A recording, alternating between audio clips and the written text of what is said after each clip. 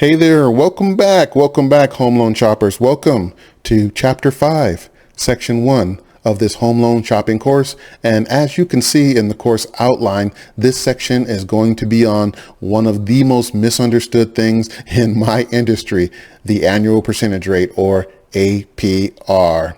And if you just stumbled across this video, this is one video in a series of videos that comprise a complete home loan shopping course, how to shop for a home loan. And in the description of this video, you will see this course outline, and it is hyperlinked. So you can go back or join us at any part in the course that you would like to. Okay, so please join us. All right, let's go ahead and kick it off with the annual percentage rate. We're going to start with just a quick little mini history.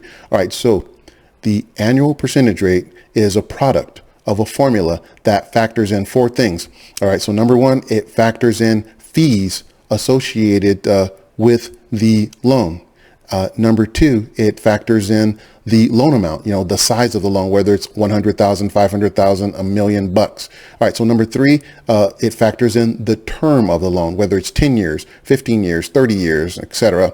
And then finally, it factors in the advertised rate or note rate. That's what we call it. That's the main rate that y'all out there are always shopping for, the rate that you see advertised, the one that determines your monthly payment and how much interest you're going to be paying over the life of the loan. So I'll be referring to that as the note rate or the advertised rate. Okay.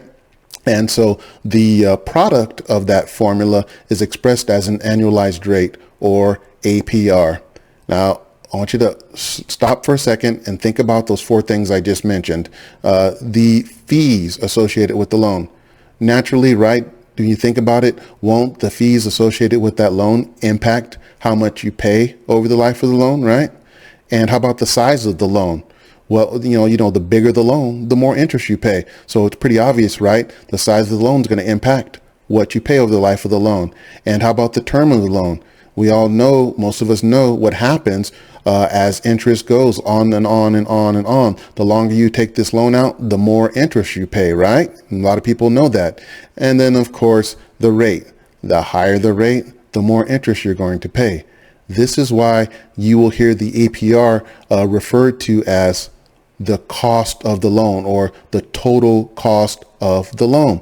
That's what the APR is trying to communicate to you, that these fees, the size of the loan, the term of the loan, and the rate, those are the things that impact the amount of interest that you're going to be paying, the total cost of the loan. That's why you'll hear the APR referred to in that manner, the total cost of the loan. Ta-da! And that is the APR. So what the hell can you do with it? All right. So there's two ways that you can use the annual percentage rate when you are shopping. All right. And way number one, you can use it to determine if there are fees associated with the rate that you are looking at online. Okay, when it first came out many moons ago as part of the Truth in Lending Act, internet wasn't around then, so it would be rates that you look at in magazines or newspapers or on billboards. Man, those billboards used to be everywhere with rates flashing on them. I don't see any of that anymore. It was kind of cool, Anyway, so when you're looking at the rate online, the APR will let you know if there are fees associated with that rate, and roughly how much in fees are associated with that rate. So you're thinking, I've been looking at the APR for the years. How the hell does it tell me that? All right. And this is what 99.9% of the people don't know about the APR. And a lot of people can't even explain about the APR. So it's really easy.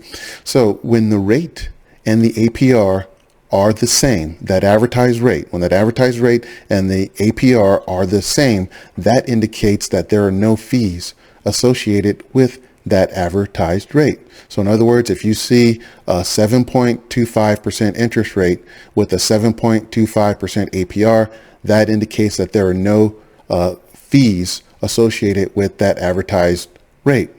Pretty easy, right? Now, when the APR is higher than the advertised rate, of course, that indicates that there are fees associated with the advertised rate. Ding, ding, ding, ding, ding. Now, the higher the APR is above the advertised rate, indicates more and more fees associated with that advertised rate. In other words, you can think about it like this. The bigger the spread between the APR and the advertised rate indicates more and more fees associated with that advertised rate. Simple as that. That is it. So if you see that wonderful rate like a couple months ago when most places, most brokers, lenders, and banks and credit unions were advertising rates in the 7%, like mid 7% range. A lot of them were. You had a freaking couple ding dongs, some jackasses advertising like 6.375 and 6.5% 30-year fixed rates to draw people in, because that's what they do. Now they have the APR accompanying that rate because they are required to do it by federal law. Anytime we put a rate out there, whether it be online, in a newspaper, in a magazine, on a billboard, on a business card, when it comes out of our mouth, or the rate comes out of our mouth, the next thing that needs to come out of our mouth is an APR. The APR and the rate go hand in hand. Just think, when you think APR, think fees. The APR is supposed to let you know if there are fees associated with that. So these freaking ding-dong jackasses trying to bait and switch people, or successfully baiting and switching people, because most people out there on the planet Earth don't know how the mortgage APR is used. So yes, you watching this video just put you ahead of about 99% of the people out there. So and these advertisers, these mortgage lenders and stuff advertising this in this manner know that. So they show this 6.5% rate and it has like a 6.999% APR.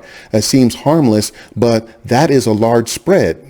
If that 6.5 rate had an APR of like 6.625, that would mean there's fees in there, but there's not much in fees. That's just really light fees associated with that rate. But a 6.99% APR and a 6.5% rate, that's considered a large spread. That means there's a ton of fees packed in there. Now, I'm not saying fees are bad, by the way, as I'm going to mention later. Fees are not a bad thing, as long as you know about them, because when you pay fees to get a lower rate, over the long term, that lower rate wins out 99% of the time. It saves you more money. But you need to know about that. You don't need to be drawn in, snookered in to calling a lender or putting your information online because you got suckered in by that low rate because the jackasses misled you regarding the fees associated with it. They pulled you in legally because they disclosed the APR, but they know most people don't know what the APR is. So that's the primary way that you can use the APR and this is something that you're going to be using at the beginning of your shopping venture. When you're out there browsing around and you see the interest rate, you look at that APR and remember that when their rate and APR are close, there are fees, but there's not many fees. When the APR and the rate are the same, no fees associated with it, etc. You know the drill. Now this is not to be used for a shopping tool after the fact. Like once you're in communication with the lenders and banks and credit unions, if you're following this course though in order the way I have it laid out, it's not for that. It's not some kind of question like you call up somebody the old-fashioned way and ask, what is your rate? Don't freaking do that after watching this course ever. Calling up the place and go, what is your rate?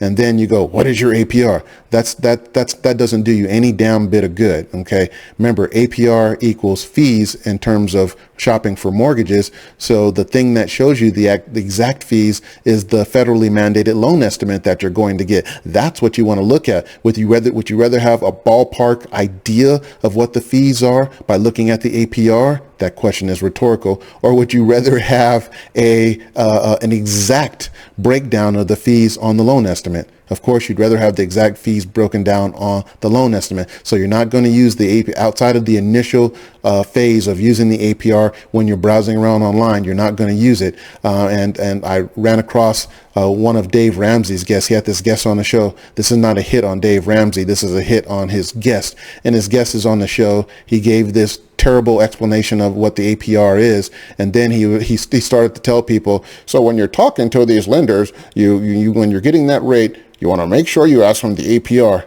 Like that's some kind of damn gotcha question. Like you're going to ask them what the rate is, and then you ask, well, what's your APR? I got you. Like the lender's going to go, oh, you got me. You got me. Here's what the APR is.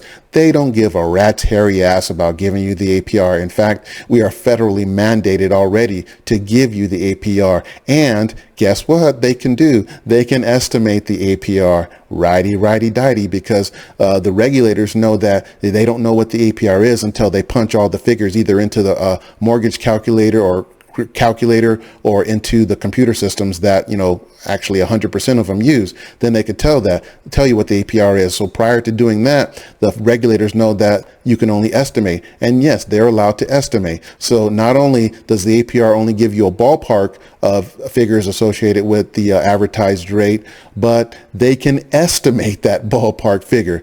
Long story short, don't follow that terrible advice. That was given by another one of these folks out there who are not qualified to give out mortgage advice, but they love giving it out. So only use it in the initial phase. All right. So that's thing number one. Thing number two, you can use the APR to determine which rate is going to save you the most money over the long haul. So, and specifically, this is a tool you can use when you're debating on paying points or not. So let's say you've got an option between doing a 6.5 rate or a 7.25 rate. The 7.25 rate has a 7.25 APR. So, there's no fees associated with it. And then that 6.5 rate has a, say, 6.875 APR. So, there's a nice little chunk of fees associated with that 6.875 rate.